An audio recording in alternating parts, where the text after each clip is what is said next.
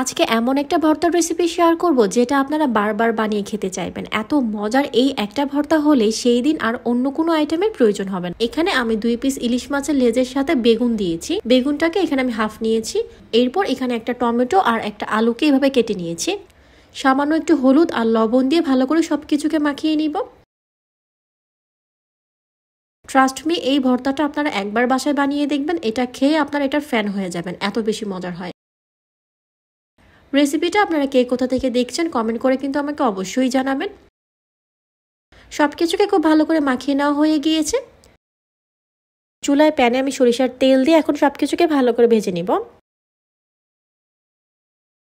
চুলার আঁচটা মিডিয়ামে রেখে এগুলাকে ভেজে নিতে হবে। একটা পাশ হয়ে গেলে এরপর এগুলাকে উল্টে দিচ্ছি। উল্টে পাল্টে সবকিছুকে ভালো করে এইভাবে ভেজে নিব। ঢাকনা দিয়ে কিছুক্ষণের জন্য ঢেকে দেব।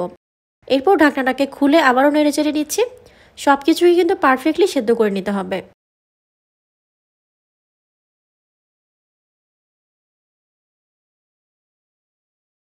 আবারও কিছুক্ষণ ঢাকনা দিয়ে ঢেকে রান্না করে নিব। এই পর্যায়ে সবকিছু পারফেক্টলি সেদ্ধ হয়ে গিয়েছে।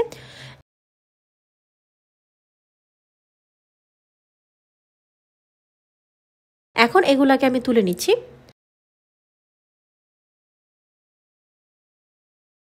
ওয়ান ফোর্থ কাপ পেঁয়াজের সাথে ভাজা শুকনো মরিচ ভেঙে নিচ্ছি।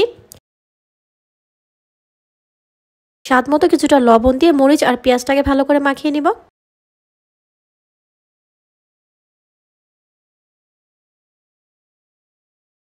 পেঁয়াজ মরিচটা মাখানো হয়ে গেলে ভেজে রাখা বেগুনটাকে দিয়ে দিচ্ছি। বেগুনের উপরের যে খোসাটা আছে সেটাকে ফেলে দিতে হবে। এরপর টমেটোর উপরের খোসাটাকে এভাবে ফেলে এটাকে আমি চটকে নিব।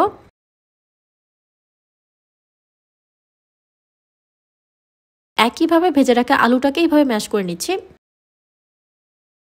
খুবই মজার এই ভর্তাটা, আপনারা একবার হলো ট্রাই করে দেখবেন।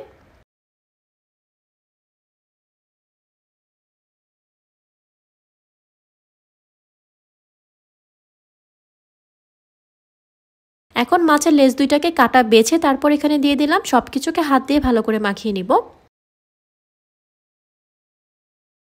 লবণটা কিন্তু এখানে স্বাদ মতো দিয়ে দিবেন।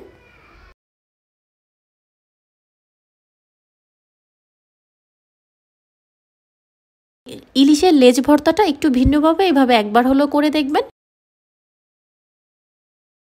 সবার শেষে ধনিয়া পাতা আর অল্প কিছুটা দিয়ে দিচ্ছি সরিষার তেল। হালকা একটু মাখিয়ে নিয়ে এটাকে আমি সার্ভ করে নিচ্ছি। রেসিপিটা আপনাদের কাছে কেমন লেগেছে কমেন্ট করে কিন্তু আমাকে অবশ্যই জানাবেন। এমন সব মজার আর নতুন রেসিপি পেতে আমাদের ফেসবুক পেজটা ফলো করে রাখতে পারেন। আজ এ পর্যন্ত, সবাই অনেক বেশি ভালো থাকবেন। আল্লাহ হাফেজ।